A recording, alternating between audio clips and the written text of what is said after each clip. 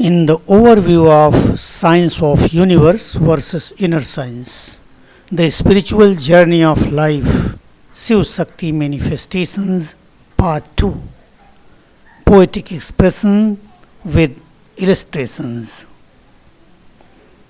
Dilemma. There is upsurge to work for liberation, but the bond of reality and sensation, the imposition of age and stakeholders' rage, bondage of worldly lives altogether defies the purpose of eternity. How long one or the other stand, the question of their future banned, ensuing many lives of trepidation before the process of annihilation. In spite of all, the Lord may get ready, but the question of nature's being steady perplexes, and a growing concern of all recommends to take a turn. This is the matter of eternal enterprise, so think, rethink, and revise the everlasting relation and interaction between Shiv and Shakti, nay, matter and abstraction, nay, matter and abstraction. Glory to the ultimate. Dilemma. Illustrations. Interaction between Jada and Chetan, Shiva or Shakti through telepathy, imposition of reality, emerging dilemma, and profound consideration of this unification. The kind of lovely emotions and strong dedication of Sati, as in part 1, got its reflection telepathically in Shiva, who is in a fixed dilemma on the ground of reality and individual's future in practical social human life with its impositions. Hence, Shiv impresses upon Sati to think and rethink, to go further. Dilemma अर्थात उभयतः पास, अर्थात एक ऐसी स्थिति जिससे आगे बढ़ना और वापस लौटना दोनों ही संभव न हो। हाँ, चेतना का उभयतः पास, शिव का उभयतः पास। भाग 1 में आपने देखा कि प्रकृति या जड़ता अर्थात सती शिव के दिव्य स्वरूप एवं उनकी रहनी व संसार के सौंदर्य को देखकर उनके समक्ष पूर्ण समर्पण कर देती हैं तथा उनके साथ रहने की इच्छा व्यक्त करती हैं, जिससे शिव में एक उभयता पास उत्पन्न हो जाता है। शिव अर्थात वह प्रकाश व ऊर्जा पुंज जिसने सृष्टि के आदि में अपने को एक बिग बैंग के साथ द्वैत में विभाजित किया था ताकि वह अपने अव्यक्त स्वरूप को व्यक्त कर सके। यह द्वैत प्रकाश व ऊर्जा पुंज तथा ठोस आकाशीय पिंडों के रूप में था। उनमें भी आपसी आकर्षण था। ठोस पिंड अपने ऊर्जा एवं प्रकाश खो दिए और ठंडे हो गए। ऐसा होने से उनमें ठोस पदार्थों की रचना हुई। पदार्थों की अपनी प्रॉपर्टीज होती हैं, उनमें ये प्रॉपर्टीज विकसित हुई और यह प्रॉपर्टीज उन पर आरोपित हो गई। इस प्रकार वह अपने मूल स्वरूप अर्थात प्रकाश व ऊर्जा पुंज स्वरूप से पूर्णतः अलग हो गए, जड़ हो गए। अतः वह अपने से अधिक ऊर्जावान एवं प्रकाशवान पुंजों की ओर आकर्षित होकर उनकी परिक्रमा करने लगे। यह उनके आकर्षण एवं आपसी प्रेम की अभिव्यक्ति का स्वरूप था। खगोलीय स्तर का यह आकर्षण एवं प्रेम अपने सौर मंडल में सूर्य एवं धरती के बीच है। धरती जड़ अर्थात कम से कम चेतना वाला पिंड, अतः इसमें न प्रकाश था, न गति थी और न ही जीवन, परंतु सूर्य की किरणों के माध्यम से सूर्य अर्थात चेतन तथा जड़ पृथ्वी का मिलन हुआ तो यहाँ जीव अस्तित्व में आए। धरती पर जीवों के विकास के साथ इनके बीच का अनंत प्रेम आगे बढ़ा। इसी अनंत प्रेम के सहारे यहाँ चराचर जीवों का विकास हुआ।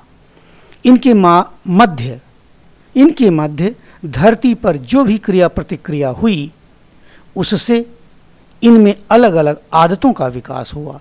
किनमें? इन जीवों में, इन जीव के पिंडों में यह आदतें डीएनए आरएनए के रूप में इनकी चेतना पर आरोपित होने लगी। यह जीवन की यात्रा अर्थात manifestation of the ultimate stock of energy and light में आने वाला महत्वपूर्ण मोड़ था। डीएनए आरएनए का आरोपण ही जीव में जड़ता का आधार है। यही बंधन है। इनसे उत्पन्न हलचल व उत्प्रेरण से उत्पन्न आदतें, क्रियाएं, इनके चेतन अंश अर्थात इन जीवों में जो परम चेतना का वास है उसको अभिव्यक्त होने से रुकावट बन गया। यही जीवों में अज्ञानता है। यह जितना ही घना होगा अर्थात डीएनए आरएनए का यह कवरिंग, यह पर्दा, जिसको माया का भी पर्दा कहते हैं लोग साधारण जनभाषा में, जितना ही घना होगा उतना ही अज्ञान ज़्यादा होगा। योग क्रिया से इसे जितना ही झीना कर दिया जाए उतना ही आप आत्मदर्शन कर पाएंगे तथा अज्ञान दूर होगा। यही जड़ता से मुक्ति होगी। यही आध्यात्मिक यात्रा है। यही आध्यात्मिक चेतना है। इस संदर्भ में शिव का उभयता पास यह है कि यदि वह सती के साथ अनंत प्रेम को आगे बढ़ाने के लिए आगे बढ़ते हैं तो उन्हें मानव रूप में, जो कि इस सृष्टि का इस समय सर्वाधिक विकसित प्राणी है, मानव रूप में अवतरित होना होगा, जिससे डीएनए आरएनए से उत्पन्न सारी सीमाएं चेतन स्तर के शुद्ध प्रेम पर आरोपित हो जाएंगी। इससे उत्पन्न सीमाओं, मोह, भय, क्रोध आदि से मुक्त हुए बिना यह अनंत प्रेम भी सीमाओं में बंध कर रह जाएगा अर्थात यह पूर्ण रूपेण साकार नहीं हो पाएगा। और यदि वह पीछे हटते हैं अर्थात इस सती के साथ आगे नहीं बढ़ते हैं तो शिव की सत्ता अव्यक्त ही रह जाएगी, जबकि यही सृष्टि का आदि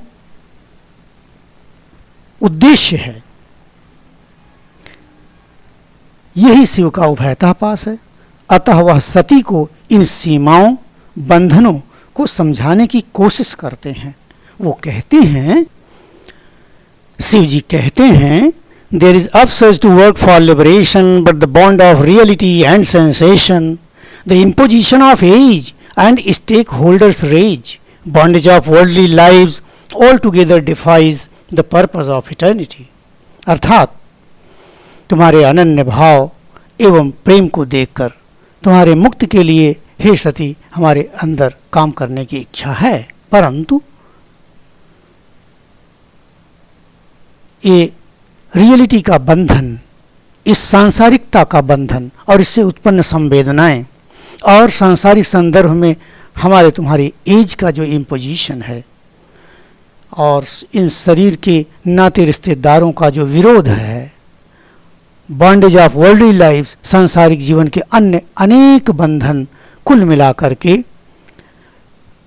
डिफाई करते हैं, all together defies the purpose of eternity. ये हतोत्साहित करते हैं द पर्पस ऑफ इटर्निटी को। ये पर्पस ऑफ इटर्निटी क्या है?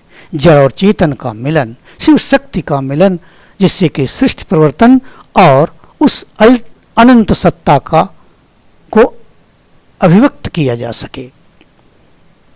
आगे वो कहते हैं सती को समझाते हुए, हाउ लॉन्ग वन और the other stand the question of their future band, ensuing many lives of trepidation before the process of annihilation।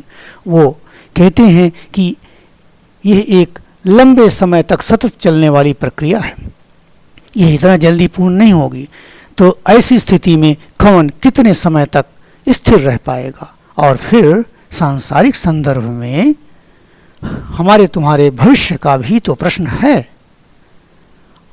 इसके अतिरिक्त अनेक जीवन जो झंझावात भरे आएंगे, अर्थात इस सांसारिक बंधनों का विरोध करने में जो इस संघर्ष करना पड़ेगा, जो झंझावात आएंगे पूर्ण मिलन के पहले, वो सब भी हैं। In spite of all the Lord may get ready, but the question of nature's cities being steady, perplexes and growing concern of all, recommends to take a turn. इन सब के बावजूद भी शिव इस राह पर चलने के लिए तैयार हैं, परंतु प्रश्न है सती अर्थात प्रकृति के स्थिर भाव से रहने की और स्थिरता पूर्वक शिव के साथ चलने की। क्या वो ऐसा कर पाएंगे? ये हमें बहुत चिंतित करता है और इन सब का एक उभरता हुआ एहसास ऐसा न करने की सलाह देता है। This is the matter of eternal enterprise, so think, rethink and revise the everlasting relation and interaction between Shiva and Shakti, nay, matter and abstraction. यह मामला इटर्नल एंटरप्राइज का है अर्थात शाश्वत जिम्मेदारी का है, इसलिए इसको सोचो, फिर से सोचो और पुनः रिवाइज इसको करो। क्या the everlasting relation and interaction between Shiva and Shakti, ने मैटर एंड ऑब्स्ट्रैक्शन, अर्थात यह सतत चलने वाला संबंध और क्रिया प्रतिक्रिया शिव शक्ति के बीच में, प्रकृत पुरुष के बीच में, जड़ चेतन के बीच में, अर्थात हमारे तुम्हारे बीच में, इस तरह समझाते हुए शिव जी सती को पैसिफाई करने की कोशिश करते हैं। The story of life is on to continue, but as per the cyclic process we have seen, when both of them are together, when Dvait is there, differentiation and conflict is on, concluding to the ultimate decision to continue further. Glory to the ultimate light and energy.